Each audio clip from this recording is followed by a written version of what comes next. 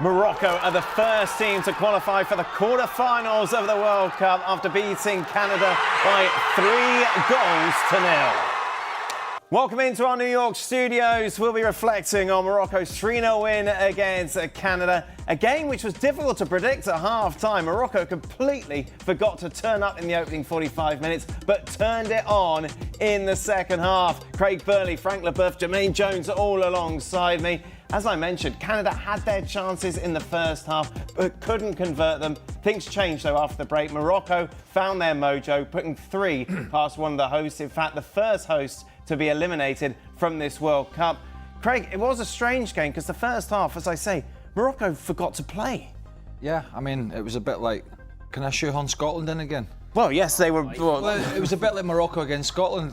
The game was relatively close, that game, and it shouldn't have been with Morocco's quality. And this, I was expecting more of what we saw in the second half for 90 minutes, but I've got to give a lot of credit to Canada. Yep. The first half, the way they played, particularly the first 20 minutes, they swarmed all over this Moroccan side, but as we heard on the commentary, to keep that up for 90 minutes is difficult, and then that little bit of quality came through. So yeah, from Canada's perspective, you know, a really, really good effort. I wouldn't be ashamed at losing 3-0 because Moroccans are a better side. But they put up a good fight, but in the end, not a surprise, and probably going to set up a Morocco-France game, barring a disaster. So yeah, no surprise there. Unai's goal in the 50th minute, just 5 minutes after, that kind of changed everything. You feel like that took the wind out of Canada's sails completely?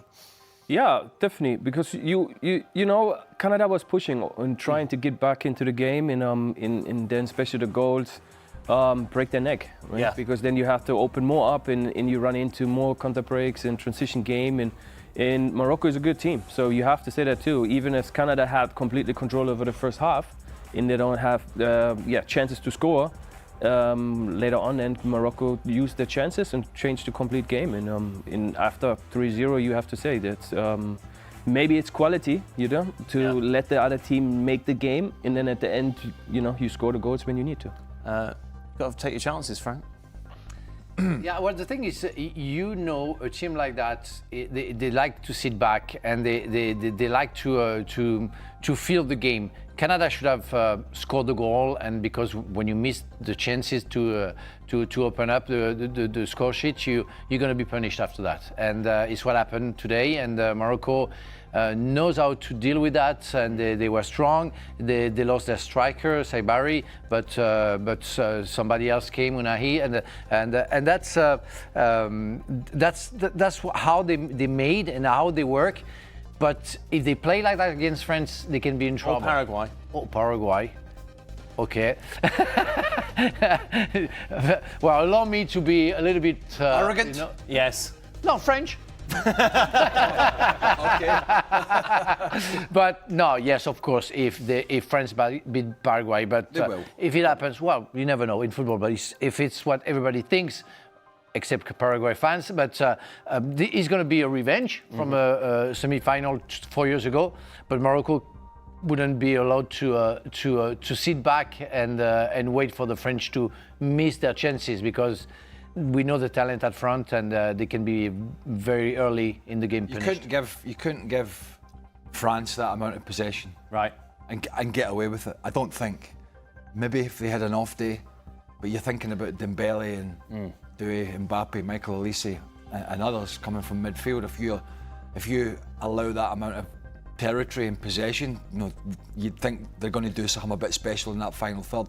So I think Morocco are going to have to find a way to get a little bit further up the field, and that's taking a risk. But you're going to have to take risks to get through in this competition. You're not going to beat, if it is France, you're not going to beat them, I don't think, by just sitting in for 90 minutes and hoping to catch up on a counter. We saw in a different level, in a different matter, we saw yesterday Cape Verde giving it and going forward against the world champion, and it almost worked.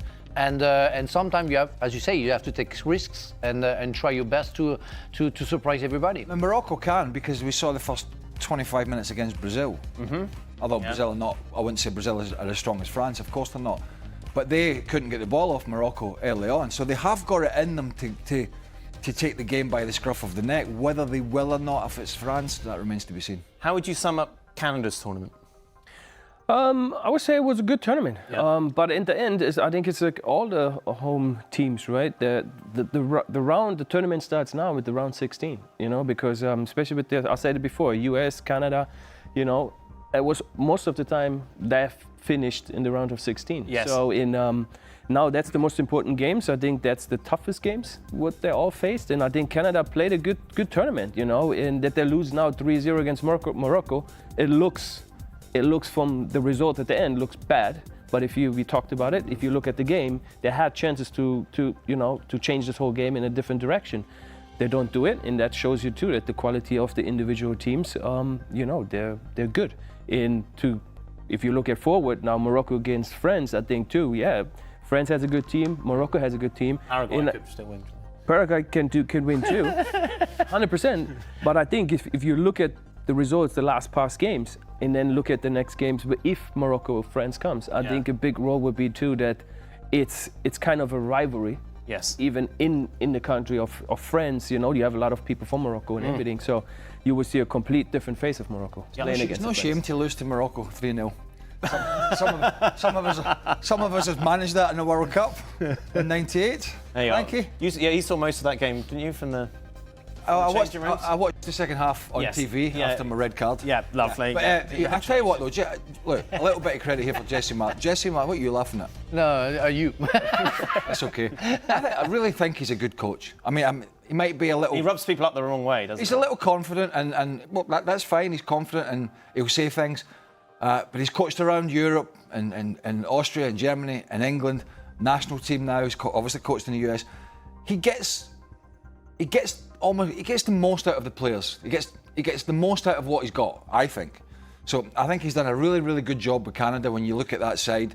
And the result's a little bit flattering on Morocco today. But why are you smirking away? Because I'm thinking about what I'm going to ask Jermaine in a moment. And I've made myself laugh already by asking the question. Okay, well, this has to be good. When Pochettino leaves, Jesse Marsh has got to be first pick, hasn't he? Nice. What are you laughing at? That was it. That was funny. That was Made funny. myself laugh. Okay. Jermaine? Let's say this. I think, I always said it, I think he's a good coach. Yeah. I agree on that. And I think he was maybe treated not right, because I think when you look at the people who were coaching before him, I think it was time for him to become the coach. He's annoyed about it. You know, and he's annoyed. He's maybe a little bit hurt, and sometimes you can feel it. So of course, then come the wins with Canada, and he started feeling himself a little bit more. He wanted to push his own side to, you know, I'm one of you guys, and I think he pushed them a little bit away from the US side, so that now it's the situation that I think I was reading something that he said, I don't even want to coach anymore. Yeah, he really has kind of burnt that bridge. Yeah, he said Exactly. he never wants to coach the US. Yeah, exactly. It's a big statement, that, isn't it? Yeah. It seems an unnecessary statement as well, given... Of course, but I think too, with everything was out now and was talked in the TV and everything, I think everything was already done, that he would not coach the US anymore because everything would happen. So for him now to come out, that's just a statement from himself. I'm standing here and I'm man enough to say that I don't even want to be coaching this team, or this country. Frank, I was thinking back to the semi-final in 2022 and I couldn't remember anything about it. Me neither. No, it was a Well, pretty... we checked that France won 2-0. France had 2 shots, Morocco had 1, Yeah. and that was it for the 90 minutes. Yeah. It's going to be, of course, if they beat Paraguay, it will be that sort of game again, you feel? Yeah, it will be tight. It will be tight because they know each other. Players, most players, we can mention Hakimi. Bouhaddi played with the French national team on the youth teams. Under 21s. And even under 21s, but even before. And it's the first time that he plays for Morocco. So they know very well each other. So they will be it will be a big fight, a big game. Hopefully the best is gonna go through and win. But it's gonna be a revenge maybe for Morocco against France for sure. And culturally, of course, this is a clash, as Jermaine mentioned. Oh yeah. So that'll be interesting to see how that plays out. Thank you very much, guys. ESPN FC returns tonight. We'll be live on ESPN to reflect on France against Paraguay, plus to look ahead to those 2 huge games tomorrow. Brazil take on Norway, and the late match, Mexico against England.